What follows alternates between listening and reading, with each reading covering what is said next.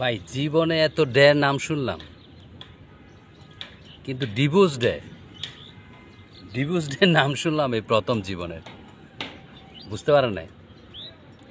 বাবা দিবস, মা দিবস, প্রেমিকা দিবস, তারপর আর কি, মানে দিবসের কোনো শেষ নাই আমাদের দেশে। জন্মদিন এগুলো তো হয় সবসময়, ম্যারেজ ডে, কিন্তু ডিভোর্স ডে এই প্রথম শুনলাম পরিমণের কাছ থেকে। এই পরিমণের বিয়ে হয়েছে কবে আর ডিভোর্স হইল কেমনে?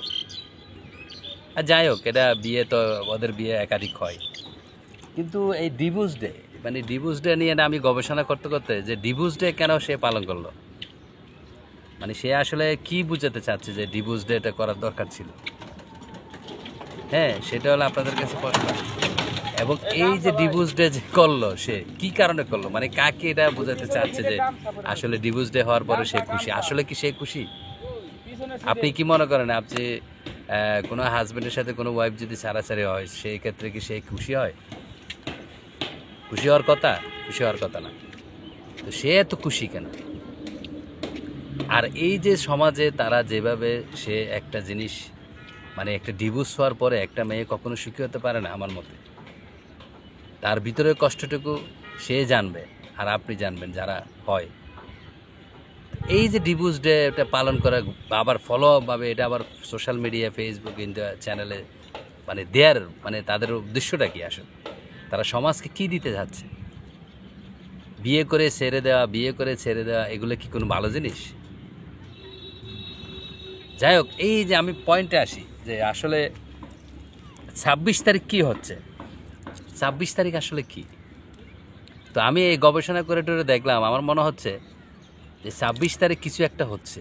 কিছু একটা কি 26 তারিখে? ভাই আমার যেটা ধারণা, 26 তারিখ মনে পরিমণের বিয়ে হবে আবার।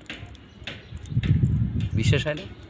তো সোশ্যাল মিডিয়াতে যেভাবে 26 তারিখ নিয়ে যে আলোচনা হচ্ছে, মানে 26 তারিখ নাকি কি হচ্ছে, আসলে হচ্ছে নাকি 26 তারিখ? আসলে গোড়ার ডিম কিছুই হবে না। তো হতে পারে 26 তারিখে পরিমণের বিয়ে টিয়ে হতে পারে, নতুনভাবে হয়তো কোনো বিয়ে শাদী করবে সে আবার।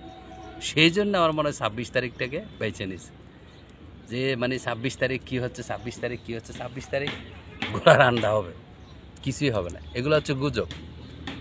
26 তারিখে যারা মনে করছে যে 26 তারিখে বলে কী হবে, মানে দেশ তো স্বাধীন হয়ে গেছে, 26 তারিখ কী হওয়ার আছে? হ্যাঁ, তবে আমি যেটা গবেষণা করে দেখলাম, 26 তারিখ হয়তোবা, এটা ভুল হইতে পারে আবার নাও হইতে পারে, তবে আমি শিওর 26 তারিখে পরিমাণে বিয়ে সিঁড়িতে বসতেছে। সিঁড়ি মানে বিয়ের পিঁড়িতে বসতেছে, এটা হতে পারে। আমি আপনাদেরকে জানালাম। যাক, একটু মজা করলাম। সবাই ভিডিওটা একটু শেয়ার করবেন, একটু জাস্ট ফর ফান আর কি।